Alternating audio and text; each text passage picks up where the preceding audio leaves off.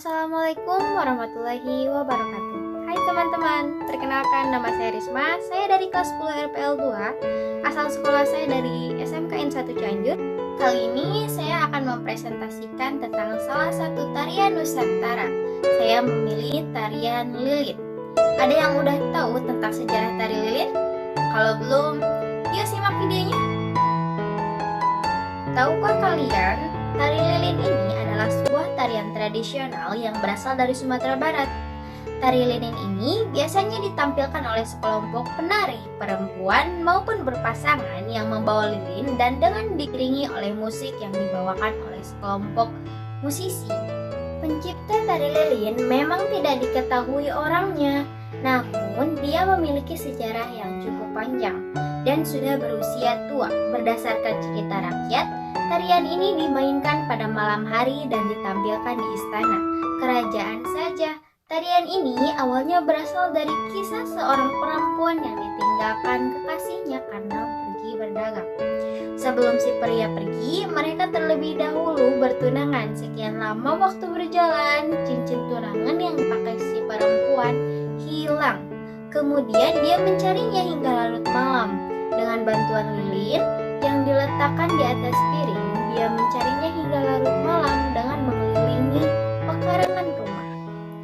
Karena suasana gelap, dia pun terpaksa membungkukkan badannya agar cahaya lilin sampai ke tanah.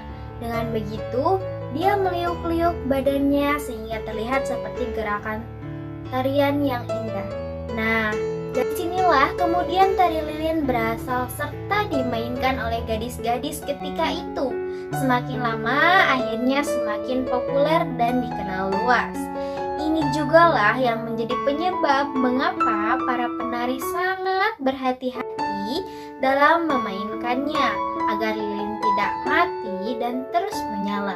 Terinspirasi dari si wanita yang mencari cincinnya, karena jika lilin mati, maka cincin pertunangannya tidak ditemukan lagi karena malam sangat gelap.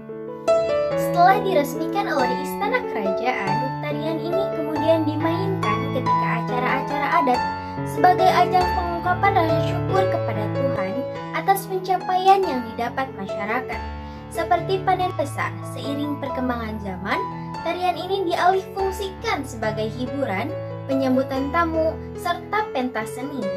Nah, setelah mendengar penjelasan tadi, ada yang penasaran gak sih gimana bentuk tarian tari Lilin ini? Nah, secara keseluruhan, tarian ini mengedepankan gerakan yang anggun, lembut, dan bulat. Berbeda dengan tarian lainnya yang mayoritas dinamis, kencang. Ini semua tidak lepas dari filosofi sejarahnya, yakni menjaga lilin agar tetap menyala. Karena jika lilin mati, mungkin cerita pertunjukan akan jadi berbeda. Beberapa gerakan tari lilin yang dikenal didominasi oleh gerakan mengayunkan tangan, gerakan selayaknya berdoa, gerakan meliuk-liuk, membungkuk, dan gerakan memutar badan.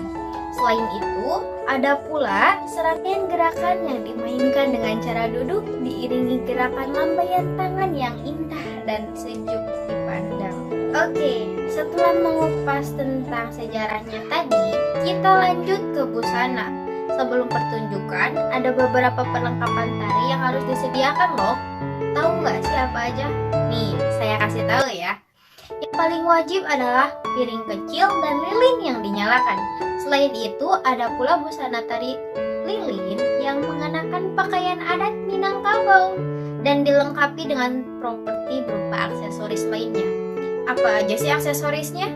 Nih, aksesorisnya yang pertama adalah tampuak sebagai hiasan kepala penari. Baju yang dikenakan yakni baju batagor, sedangkan bawahannya disebut lamba. Selain itu, ada pula selempang dan perhiasan berupa duku atau kalung, galang atau gelang, dan cincin. Para penari akan mengenakan busana lengkap sehingga menambah estetika dalam tariannya nanti. Properti utama berupa lilin di dalam piring dan dipegang di kedua tangan penari sembari menari dan menjaga lilin agar tetap menyala. Keunikan tarian daerah Minangkabau ini terdapat pada gerakannya yang selektif dan tidak sembarangan karena menyesuaikan dengan anggunnya cahaya lilin yang berputar. Tapi tarian ini tidak dimainkan oleh sembarang orang. Membutuhkan latihan yang lebih terstruktur dan memakan waktu yang cukup lama. Terlebih soal keseimbangan, tarian ini juga sebenarnya lebih terlihat aktif karena gerakannya bervariasi dan tidak monoton. Selain itu, cahaya lilin menambah keindahan prosesinya.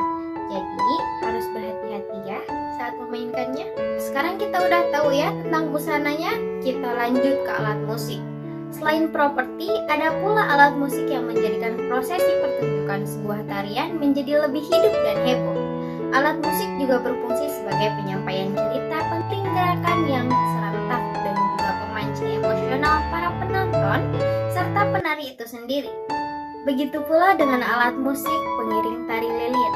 Di antaranya adalah akorden, biola, gong, gitar, kenong, gendang, bonang, saksofon, dan tok-tok. Selain itu, ada pula alat musik khas Melayu. Tidak ketinggalan pula talempong yang merupakan instrumen musik khas Sumatera Barat itu sendiri. Selanjutnya, tentang nilai dan fungsi tari lilin. Seperti yang sudah saya katakan tadi, tarian ini memiliki nilai dan peranan di tengah-tengah masyarakat. Nilai dari tarian ini pada awal kemunculannya ialah bermakna rasa syukur kepada Tuhan atas anugerah panen besar yang dihasilkan ketika itu.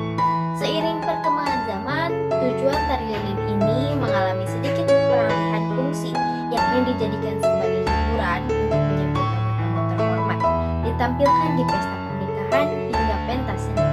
Tarian ini juga sudah terkenal hingga ke pelosok negeri. Mungkin sekian yang bisa saya sampaikan. Bila ada salah-salah kata atau perbuatan, saya mohon maaf. Wassalamualaikum warahmatullahi wabarakatuh.